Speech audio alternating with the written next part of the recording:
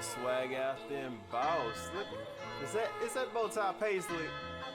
And welcome to another episode of the Sartorial and Geek Podcast by Webster, where we talk about bow ties, comic books, and everything in between. I am your host, Webster Style, and today I want to talk to you just a little bit about our latest download, or I should say download recommendation, and that is Resident Evil 8.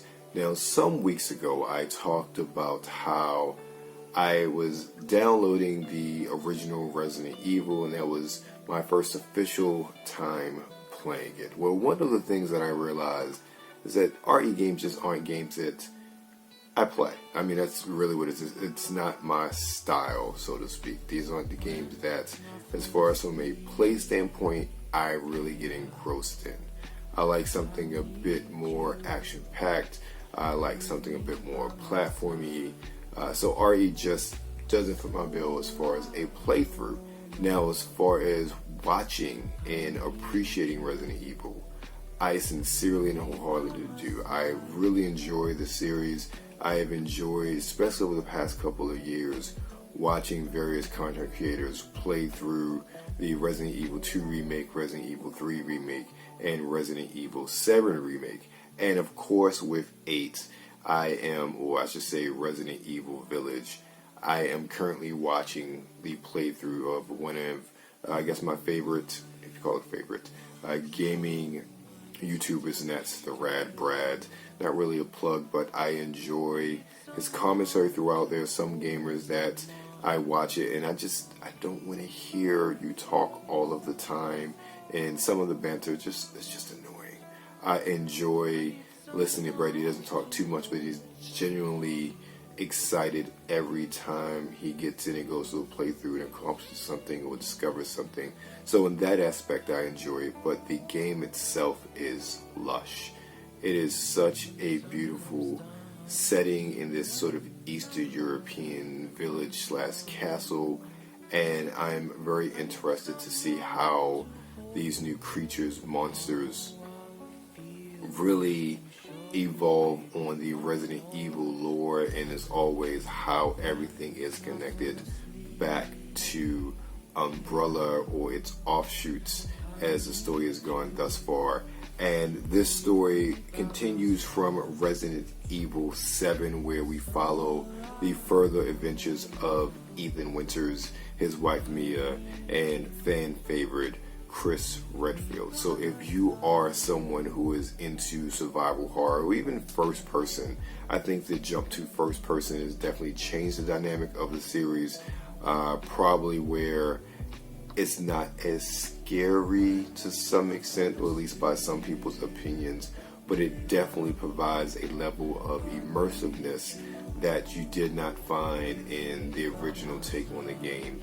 And it's really weird to think that Resident Evil has been around for 25 years. A whole generation of people have grown up on Resident Evil in some way, shape, or form. It's amazing to think how far video games have come, not just from a longevity standpoint, but a longevity standpoint in that they have influenced popular culture. And it becomes such a part of popular culture that even if you've never played a Resident Evil game before, most people above a certain age knows what Resident Evil is and can tell you the gist of what the series is about. They can tell you who or what an Umbrella Corporation is, and so on and so forth. So it's really amazing that video games themselves have just cemented this sort of legacy into our pop culture mindset and into our society and culture as a whole. So it's really amazing. So I definitely recommend downloading Resident Evil 8 if you're the sort of person that is into playing survival horror games. Definitely get it. It is, from my estimation and viewpoint, something that is well worth it. If you're like me, who's just going to watch, then find yourself your favorite content creator, watch them play through it, and enjoy it vicariously through them. So that's my download. And one of the things I've enjoyed about reading and reviewing The Last Witch over the past few weeks is that it is scratching my comic itch, and without a new book in the series to read this week, I very much look to find other things to read, or in this case, reread. And my pick for the week is going to be this monstrosity right here, and it is Planet Hulk. This is probably one of the most defining Hulk stories of the past 10 years, and you will see that many of the elements of Planet Hulk actually ended up in the movie Thor Ragnarok from a couple years ago. So as far as the plot is concerned, and also I believe the animated version is still on Netflix at the time of this recording, and if it's not on Netflix, it's probably on Disney Plus. So you could probably find it one of the two places, but I feel like it's still on Netflix as of the recording of this podcast. Now, the basic plot summary is that the Illuminati, in this case back in the Marvel universe back in the day, you had the Illuminati, which consisted of Tony Stark, Reed Richards, Black Bolt, Namor, and Doctor Strange, in addition to Charles Xavier, but during this decision he was absent.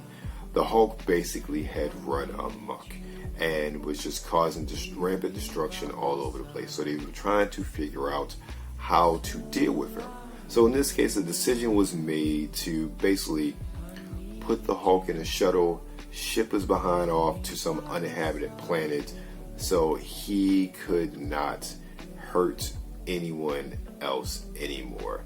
Well, obviously, that didn't go to plan. The shuttle ended up going through a wormhole, and he landed on this planet where basically becomes a gladiator, overthrows the empire, and becomes the king. So you see a lot of these sort of themes ended up in Thor Ragnarok. He also, has a son Scar, and that ended up setting off the World War Hulk storyline that followed that storyline afterwards. If you have not, the Hulk is one of those characters as a standalone character I never cared about as a kid. I remember, not just as a kid, but even during my time where I heavily collected comics, it's one of those books where I could care less about. I read the Hulk during seminal events. I remember I was reading the storyline with the Pantheon back in the day, and I feel like Gary Frank was doing the art and Peter David was doing the words. Peter David wrote the Hulk for a long time, so a lot of these stories that most people are familiar with outside of Planet Hulk are probably a Peter David production in that regard. So it's one of those characters, he is one of those characters I've never fallen in love with, but I've always respected, never cared about a solo book. But the World War or the Planet Hulk storyline is one of those stories where it did an excellent job of really not just redefining the Hulk. So as I was saying, the Hulk or the Planet Hulk storyline is probably one of the most defining character stories of the Hulk, or defining moments in the Hulk's history, really in the past 10, I think it's older than 10 years now, probably 15 years, with creators like Greg Pak and Ariel Laposte and many others who contributed to the storyline.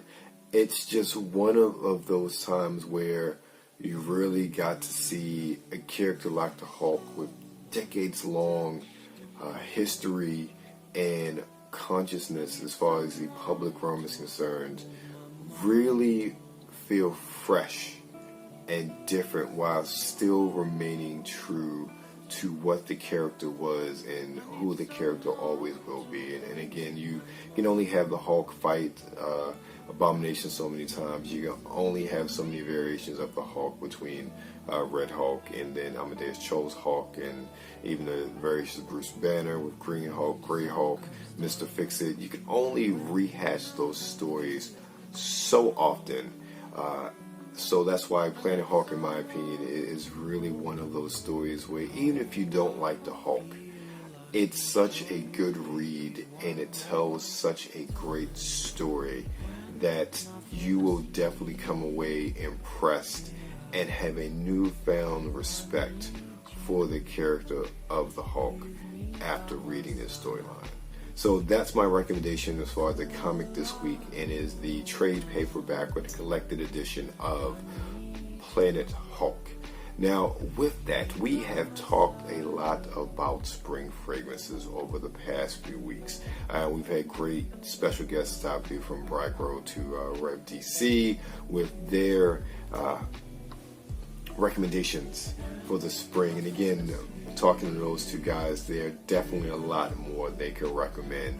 But one of the recommendations I'm going to give to you this week is going to be a fairly inexpensive fragrance. If you follow the sites or the Instagram or anything, you know I could care less about how much a fragrance costs when it comes to its quality and how good it smells.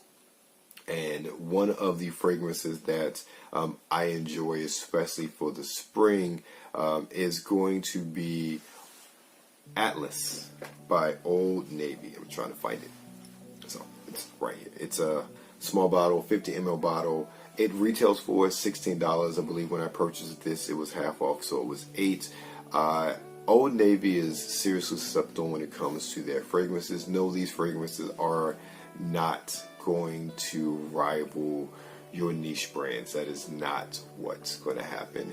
Rivaling some of your designer brands, yes, it definitely could. But let me get down to what's actually in there. So you're going to have a top note of basil, a middle note of black pepper, and a base note of Atlas cedar. Now, one of the things that I love about this fragrance is that basil opening. You get that freshness. It's a little alcohol-y and not in a rubbing alcohol sort of way. It's not unpleasant at all, but again, it is a $16 fragrance. You're also going to get kind of, in my nose is concerned, sort of a powderiness to that opening as well, and just to the fragrance in general, which is not a bad thing. It adds to the lightness and the freshness of the fragrance. You then meld into that black pepper, and the black pepper isn't overly strong or pungent. It is very subtle. So I like that. You get the spicy freshness combined with the basil and the black pepper. Then it fades into that Atlas cedar, and this is probably, of all the notes, where it lacks the most. And it's not a bad lacking, is that it's just that I thought that maybe might get more from the cedar note, more of a woodiness, and I don't get a very strong woodiness from that cedar note. All in all, it's very pleasant in comparison. The cypress and blue cedar I have or from Cremo, I definitely get the woodiness of that fragrance. And again, it's cypress and blue cedar, so I'm assuming that's why it's a bit more robust when it comes to the woody note. But with this one, with the Atlas, I don't get too much robustness when it comes to the woody note. It's kind of there. It's not strong. It really gets overpowered by the opening two notes, the rest.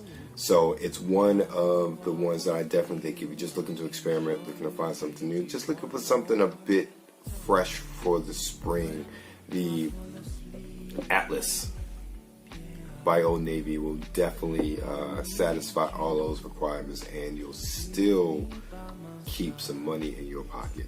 So that's it for this episode of the Sartorial and Geek podcast by Webster Style, where we talk about bow ties, comic books, and everything in between. I have been your host, Webster Style. Thank you again for joining us. Feel free to find us on the internet. First and foremost, you can find us at websterstyle.com or sartorialgeek.com. Secondly, you can find us on Instagram at Sartorial and Geek or Webster Style.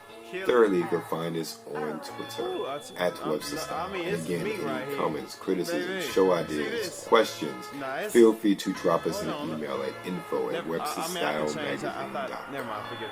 Thank you again for your time. Remember, stay safe out there. Be blessed.